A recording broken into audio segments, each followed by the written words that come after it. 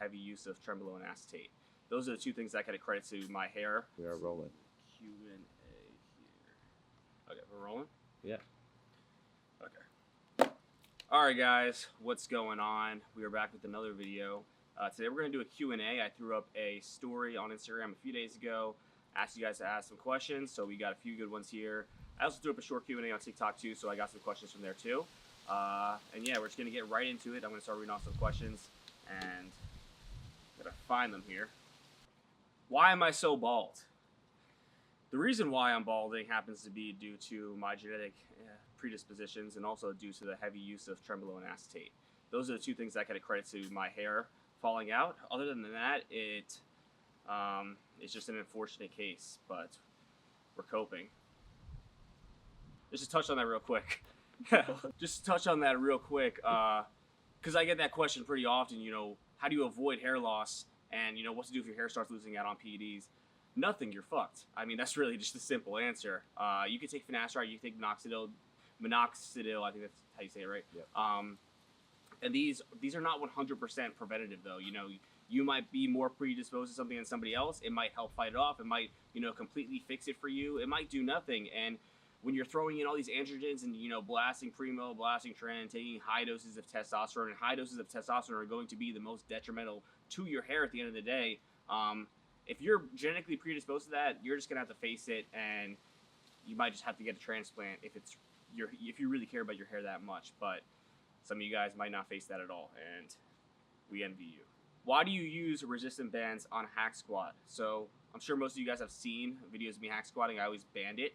Reverse band it. This is something that I believe John Meadows created, and the reason for that is to change the resistance at the bottom of the squat. So when you do a hack squat, it is much easier at the top than it is at the bottom, which limits the amount that you're able to load basically throughout the entire range of motion. So by putting the band on it, you're able to load the movement, you know, more proportionally, I guess that's a good word, throughout the entire range of motion. So you can have a heavier load at the bottom, still be able to get up, and still be able to, you know, load the top adequately instead of just being limited to what you could do. Also, the reason I really started doing it is just for my knees. It's a lot easier on your knees. You can get a closer stance, get more knee flexion, get more of a quad bias with the bands.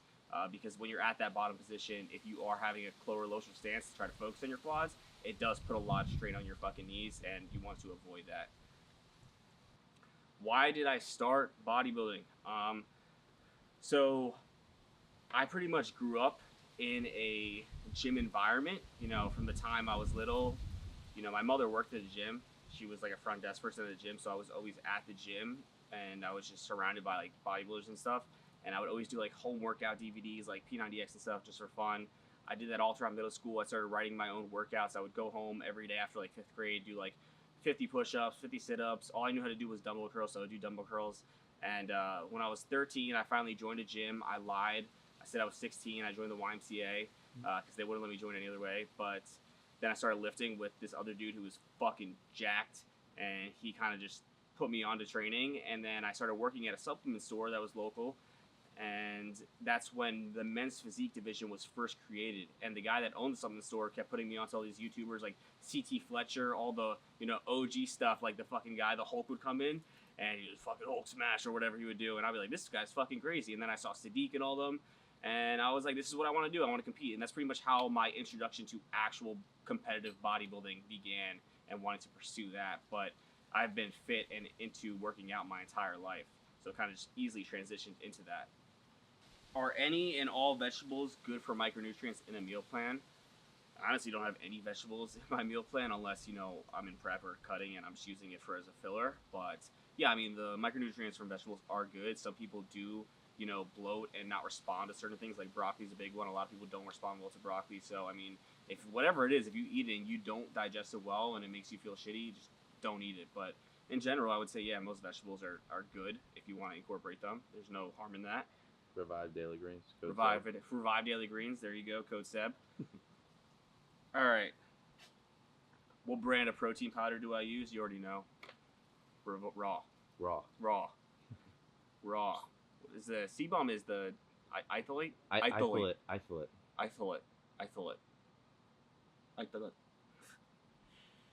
Do you take creatine? No. Too much water. Too much water. Yeah. You know, I already drink enough water. Mm-hmm. I don't need more water. Yeah. So why would I say creatine? I was actually at an expo at the Arnold. It's actually called the Arnold Expo in 2020. In 2020, and this guy stops me at a booth. He's like, "Hey, you know creatine makes your hair fall out. Try this German creatine." He's like, "It doesn't have any DHT in it or whatever." I was like, "I want the DHT." So there's that. Okay, should you weigh your meat raw or cooked?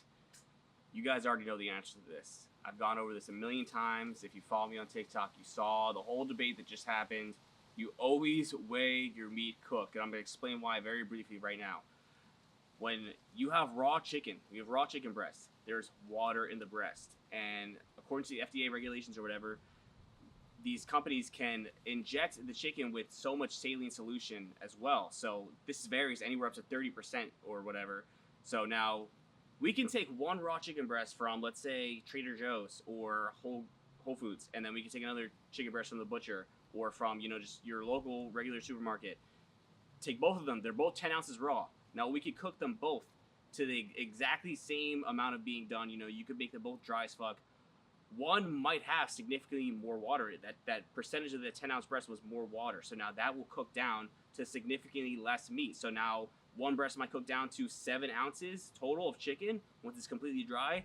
The other breast might cook down only to like 5 ounces once it's completely done. So if you go by the raw weight, it's not accurate. There's always a lot of inconsistencies with that. So the best thing to do is always to weigh your food cooked afterwards, because that will always be the most consistent form of measurement. As long as you know how to cook and you're not undercooking chicken one day, overcooking it the next day, making it perfect one day, you know. As a bodybuilder, you know, you're doing this stuff every day. You should be good at it. You should have a routine. You should know how to cook your food. So it really shouldn't be that much of a problem to cook your chicken or your meat to a consistent, you know, a consistent texture. But always measure it cooked. That will be the most consistent. Is it bad to be progressively overloading but not have a mind-muscle connection? I would say, yeah, that's bad. The reason being is because it depends where you're at, really, in your lifting stage. You know, if you're brand new to this, your mind-muscle connection isn't going to be great because you haven't developed that neurological connection to the muscle that you're trying to train, and that will get better over time. So, you know, if you're in your first year or two of lifting and you're just, you know, progressively moving up in weight and bench, that's great as long as your form is good.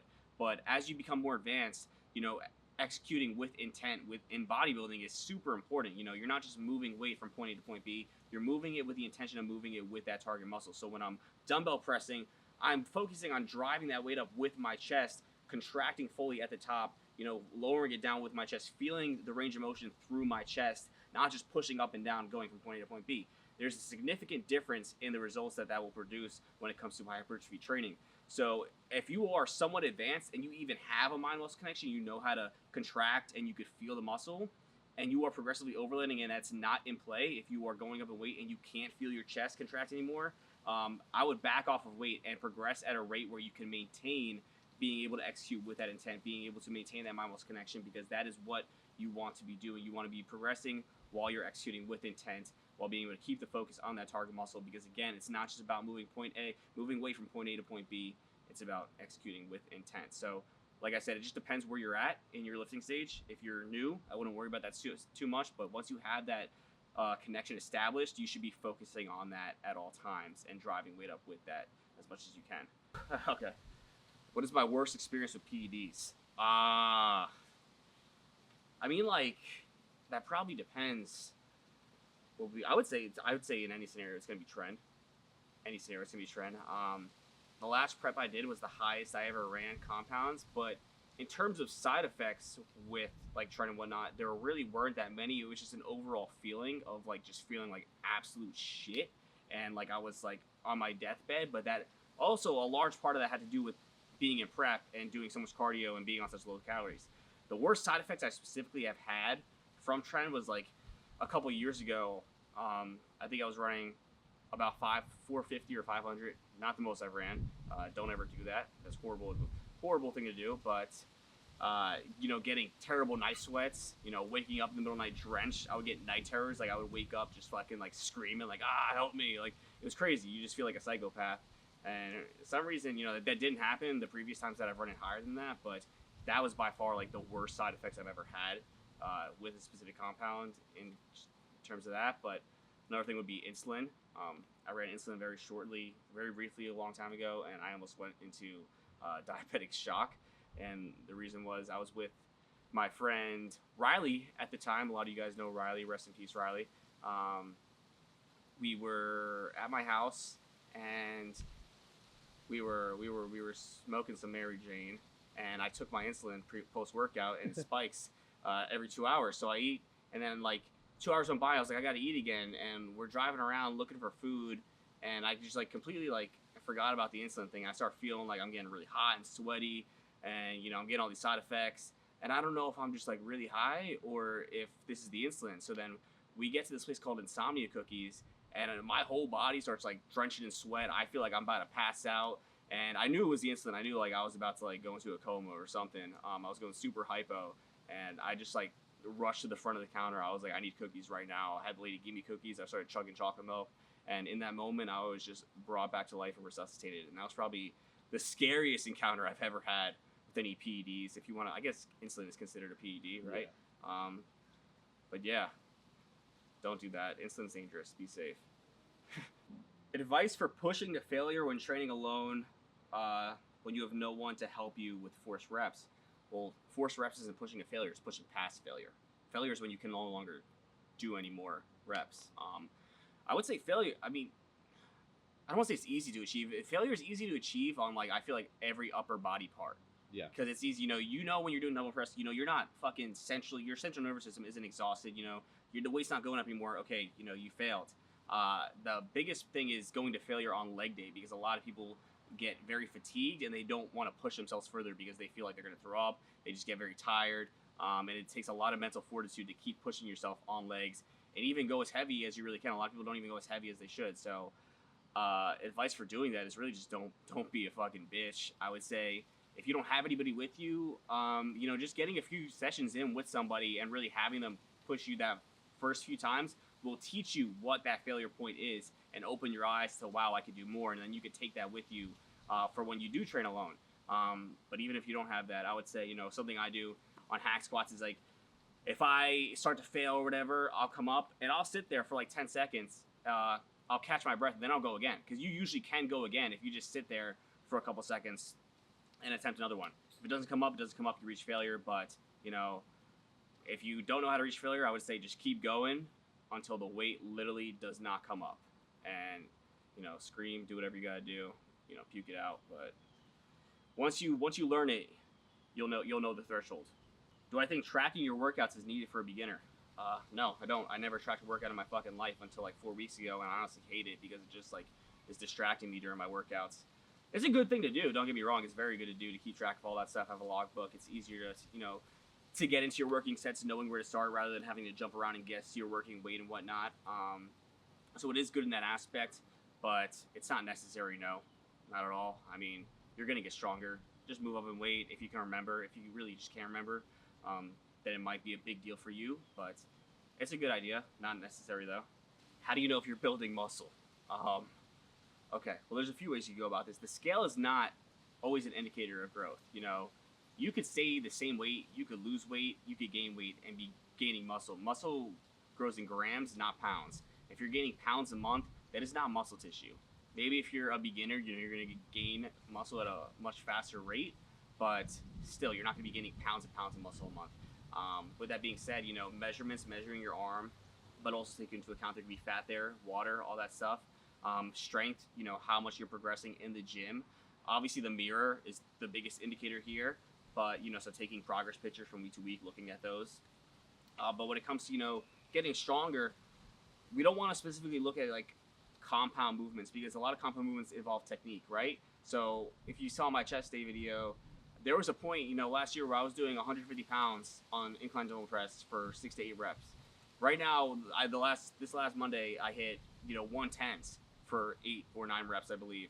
I didn't lose muscle. I've gotten bigger since that time frame, but it's because, the way that these movements work is they require, a lot of adaptation and technique to it.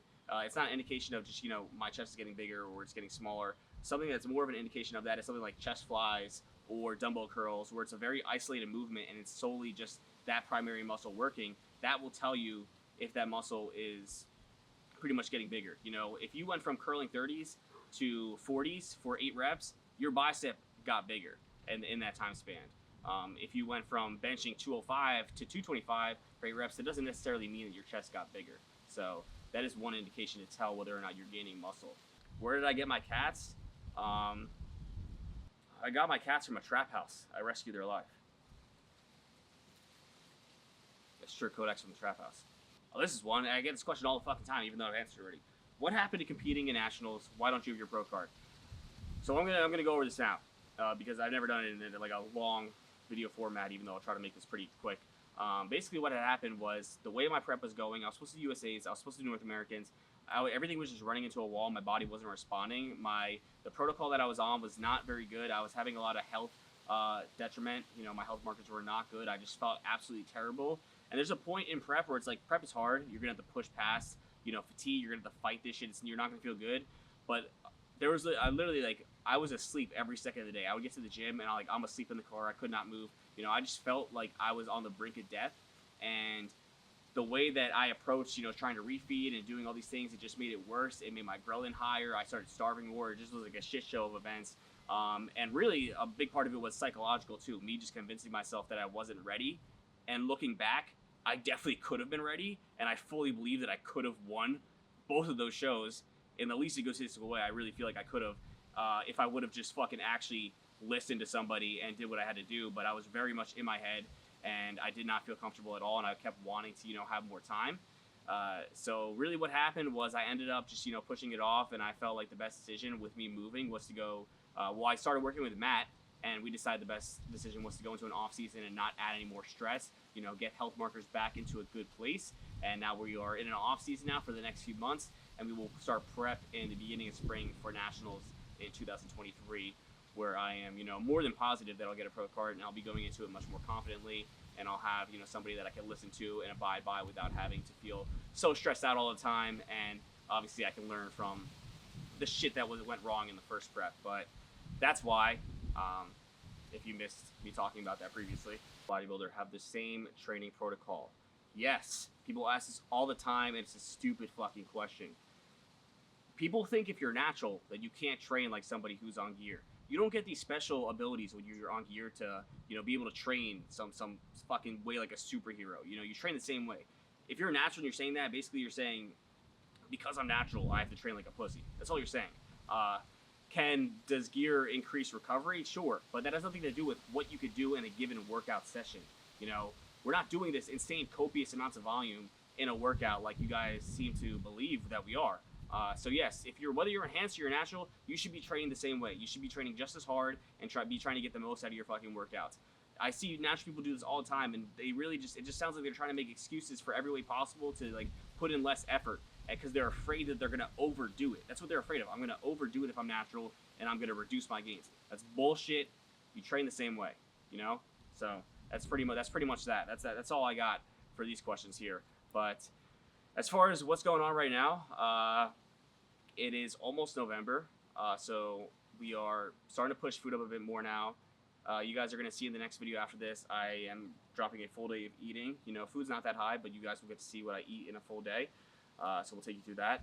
But food's going to continue to bump up after this as well. So we're going to try to put on a significant amount of size these next few months. Hopefully, we'll see what we can do. I am very confident that we'll be able to make significant progress here. And it'll be exciting to see what I look like this next prep compared to this one, what the differences will be with just one off season. Because prior to this, before this prep, I took a 6-year off season. I didn't compete for 6 or 7 years, something like that. I was 16, 17, 22, whatever that is, 5, 23, 6 years, yeah. So yeah, I mean, that whole time I was bulking, but now we only have 1 year in off season, so let's see what we can do in that time. But as you guys know, or maybe you're finding out right now, depending what I have posted in this time period since this gets released, I have signed with Raw and Revive supplements, and there is going to be a drop on this Wednesday as well. I believe we are dropping new clothing, new pre-workout flavor. What is it called? C-Bums. C-Bum Secret Stuff. Christopher's Secret Stuff. Yeah, Christopher's Secret Stuff. Christopher Bum said Secret Stuff. So you guys be on the lookout for that. If you want to cop anything, if you want to order anything, you know, you can use code SEB. That'll help support me, help support the channel. And save them some money. Yeah, save you some money too. So that's always a good thing. Everybody wants to save some money out here. Supplements aren't the cheapest. And yeah, that's all I got for the Q&A today. Make sure you are subscribed to the channel. I'm dropping a new video every week, maybe more than that, we'll see. Just depends what happens. The more you guys engage, maybe that'll increase the odds that I post more. So drop a like, make sure you're subscribed, and I will see you in the next one.